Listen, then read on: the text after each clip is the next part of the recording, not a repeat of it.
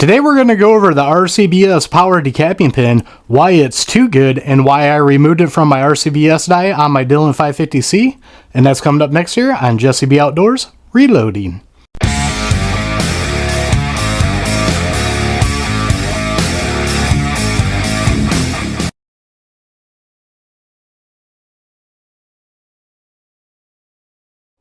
Welcome back everybody, and don't forget to like, share, and subscribe, hit that notification bell, leave a comment down below if you like videos like this.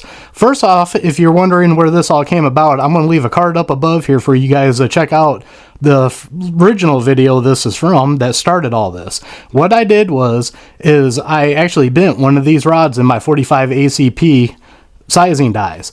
So what I did was to finish those 45 out, I took the pin out of my 9mm, put it in there. Then I hopped on Amazon and I picked up this RCBS Pow'r pin here. Now this thing works great. It actually works too good. I'm going to show you some video clips here from the previous video where I was using this and show you how it's flinging primers everywhere.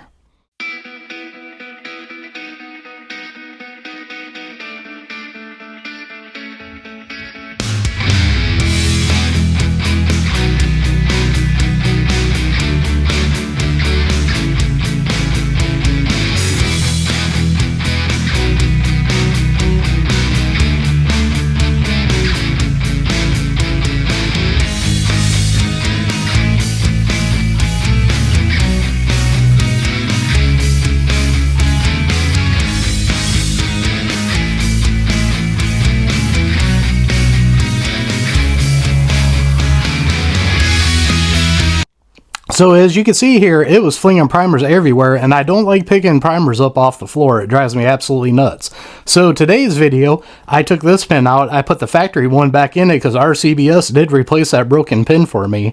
Appreciate it, RCBS. Great customer service on you guys right there. So in today's video, what I'm going to do is I'm just going to load up 100 rounds and see if I get primers flying everywhere like I was before with this. Now, with this pin, I will say this is probably only an issue with a Dillon. We'll go over that at the end of the video, and I'll give you my thoughts on this because I am keeping this and might use it in something else. But let's go ahead and get started on the reloading. So now we're just going to get rocking and rolling on this. And I might not do a lot of talking in this video because I'm mainly wanting to see if this pin is going to work the way I want it to with dropping the primers into the bin. And then at the end, we'll go over my thoughts. So I'm just going to start off here and we'll get this going full progressive just so you guys know, and get every station filled up here, and that's where we really start to crank these out. I heard that primer drop into the bin. Get our bullet on here. Heard that one drop into the bin also, and that's good here. Get my brass so it's not upside down. Get our bullet here. And now we are running full progressive that every time we pull the handle back here, we will get a round coming out. That's what makes this a lot of fun to do. Makes it go kind of quick. So starting with this round, I'm going to go quiet for a few rounds.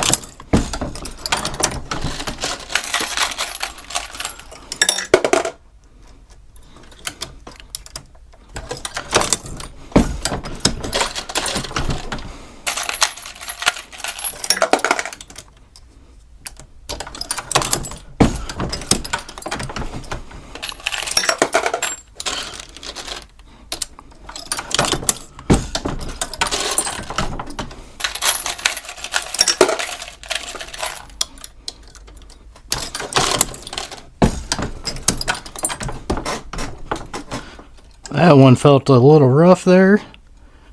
It went in though. I'm just going to push it down a little bit more. Every once in a while you run into that. It don't look like it has a military crimp, but now it's flush there. So we'll move it over. Drop my bullet. I'll pick that up off the floor here in a little bit.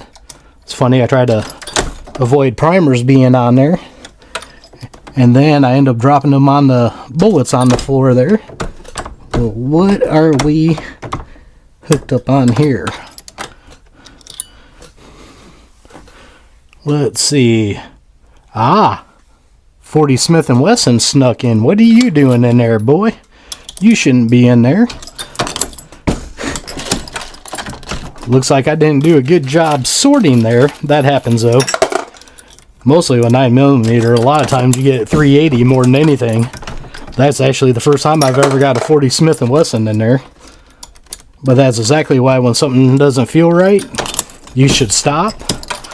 Back when I bent that decapping pen, I actually just thought it was a hard sizing round, because it was just a little bit harder than normal, but it wasn't really that hard. And then I was like, oh crap, something ain't right, when I pulled the handle and brought the platform back down, and that's when I realized I bent the crap out of it, which started this whole series of videos. So like I said here, really just wanting to see here about the primers.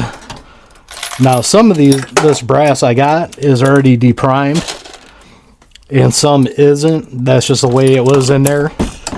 Once I got my Dillon, I decided I'm not going to decap all my handgun rounds. The reason why I used to is because I came from a Lee Loadmaster, and the priming system on that sucked, so I pre-primed all my brass, so I would decap it before I cleaned it. Now with the Dillon here, the actual priming system on it works great. But so far, when I do hear the primer drop, it's going into the chute now, and then opening up and dropping it into the bin like it should be. It's not throwing them all around like it was. So I think that is going to fix my cure on this press. Like I said, I just have an issue with it on this press because I don't like picking primers up off the floor. So that's why I went back to this other one. But what I'm going to do now is after this round, we are going to go back into quiet mode. And right now it looks like my flap was sticking again, so I am going to have primers on there. Okay, it looked like it dropped again. I'll double check the floor once again after the video to make sure. And that was the other issue I was having, was the flat sticking. And I asked you guys if you had any ideas on there, and about the best idea I've had so far is to try to find a finishing nail that size to stick in there. And I'll try that sooner or later in a future video for you guys. But now let's go into quiet mode.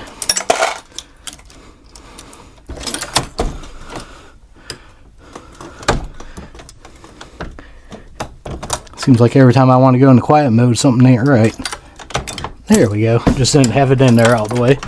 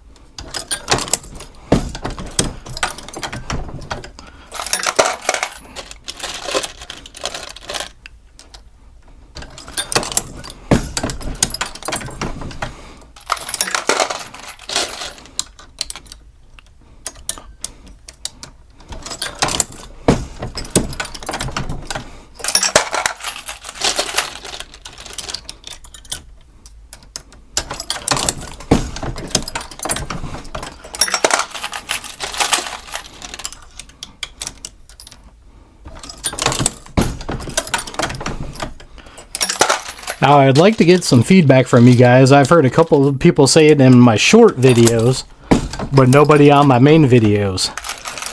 Do you guys like it when I do that, to have a little bit of quiet time to hear the press? I know sometimes I love that. A lot of my videos I do a lot of talking, but I also try to do that, and I want to do it in more videos now. Leave a comment down below that if you would like certain parts of the video just to be quiet to hear the press. I know me personally, sometimes I like that. I don't think I could watch a whole video, long video of it with no talking, but definitely a little bit of the video. Just like hearing the press run. Always a sweet sound. Mostly on a progressive. Gotta love it.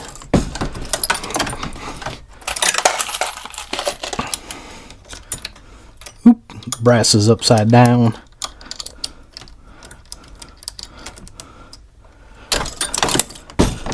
So far, I haven't seen any primers shoot out from the side like they were. Seems like when that flap does open, they're all going down into the chute and then being caught in the collection bin like it should be. And that's what I want. That makes me happy. I don't like it when I have to do extra work and pick primers up. Now I want to take the primer bin off here real quick and just show you guys. Looks like pretty much all of them fell down in there now, and that makes me happy. So what's my final thoughts here of the RCBS Pow'r decapping pen? I think if you got a Dillon setup like this, like the 550 or the 750, you do not want to go with this unless you want to pick primers up off the ground. Now, I am not dissing this in any way, shape, or form. If you have a press like my Lee Classic turret press where the primers go straight down the ram, down the bottom, there's nowhere for the primers to go, so it's going to shoot them right straight down there. Or if you have a press like the Hornady or the RCBS Rock Checker like I have, it comes out of the ram, out to the side and into a chute to the bins. That'll work great also for that. But if you got a Dillon press, I do not recommend it unless you like picking primers up off the ground. Like I said, I'm not saying this is a bad thing. It just works too good and don't work with the system on a Dillon. So as always, don't forget to check the links down below. Down there I have links to Axle Hearing Protection, Gators Eyewear, and a bunch of other companies I like dealing with. Some got discount codes to save you guys money. Others are affiliate accounts that do help out the channel. So don't forget to like, share, and subscribe. Hit that notification bell. Leave a comment down below. We are one nation under God, and I'll see you all on the next one.